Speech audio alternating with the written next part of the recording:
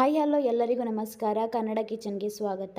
ಇವತ್ತಿನ ವಿಡಿಯೋದಲ್ಲಿ ನಾವು ತುಂಬ ಸಾಫ್ಟ್ ಆಗಿರುವಂತಹ ಹಾಗೆ ಬೇಗನೆ ಉಬ್ಬಿ ಬರುವಂತಹ ಪೂರಿನ ಹೇಗೆ ಮಾಡೋದಂತ ನೋಡೋಣ. ಹಾಗೆ ವಿಡಿಯೋ ನೋಡ್ತಿರೋರು ನಮ್ಮ ಚಾನಲ್ ಅನ್ನ ಸಬ್ಸ್ಕ್ರೈಬ್ ಮಾಡ್ಕೊಳ್ಳಿ, ಹಾಗೆ ಬೆಲ್ ಐಕಾನ್ ನ ಕ್ಲಿಕ್ ಮಾಡಿ. ಪೂರಿ ಮಾಡೋದಕ್ಕೆ ಮೊದಲಿಗೆ ನಾನಿಲ್ಲಿ ಈ ಪಾತ್ರೆಗೆ 2 ಬೌಲ್ನಷ್ಟು ಗೋಧಿ ಹಿಟ್ಟನ್ನ ಹಾಕೊಳ್ತಿದ್ದೀನಿ. ಇದಕ್ಕೆ 1 ಸ್ಪೂನ್ ಅಷ್ಟು ಎಣ್ಣೆ, ರುಚಿಗೆ ತಕ್ಕಷ್ಟು ಉಪ್ಪು, ಹಾಗೆ ಸ್ವಲ್ಪ ನೀರನ್ನ ಹಾಕಿ ಚಪಾತಿ ಹಿಟ್ಟಿಗೆ ಯಾವ ತರ ನಾದ್ಕೊಳ್ತೀವಲ್ಲ ಆ ತರ ಇದನ್ನ ನಾದ್ಕೊಳ್ಬೇಕಾಗತ್ತೆ.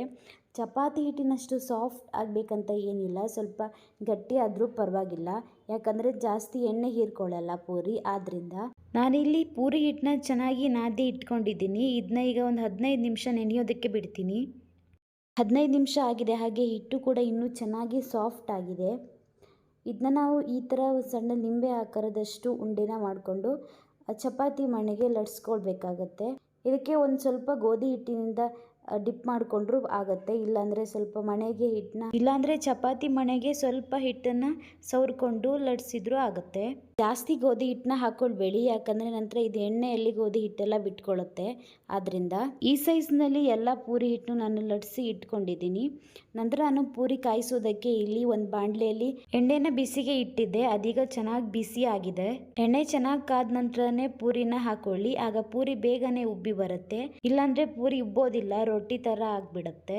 ಆದ್ರಿಂದ ಎಣ್ಣೆ ಚೆನ್ನಾಗಿ ಕಾದ ನಂತರನೇ ನೀವು ಪೂರಿನ ಹಾಕೊಳ್ಳಿ.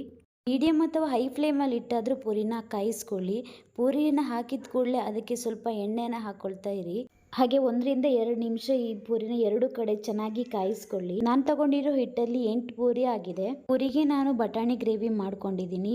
ಆ ವಿಡಿಯೋನ ನಾನು ಆಲ್ರೆಡಿ ಅಪ್ಲೋಡ್ ಮಾಡಿದ್ದೀನಿ.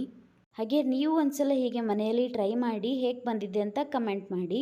ಹಾಗೆ ನಿಮಗೆ ಈ ವಿಡಿಯೋ ಇಷ್ಟ ಆಗಿದ್ರೆ ಪ್ಲೀಸ್ ಒಂದು ಲೈಕ್ ಮಾಡಿ, ಶೇರ್ ಮಾಡಿ, ಕಮೆಂಟ್ ಮಾಡಿ. ಹಾಗೆ ನಮ್ಮ ಚಾನಲನ್ನು ಸಬ್ಸ್ಕ್ರೈಬ್ ಮಾಡಿಕೊಂಡು ಸಪೋರ್ಟ್ ಮಾಡಿ. Thank you.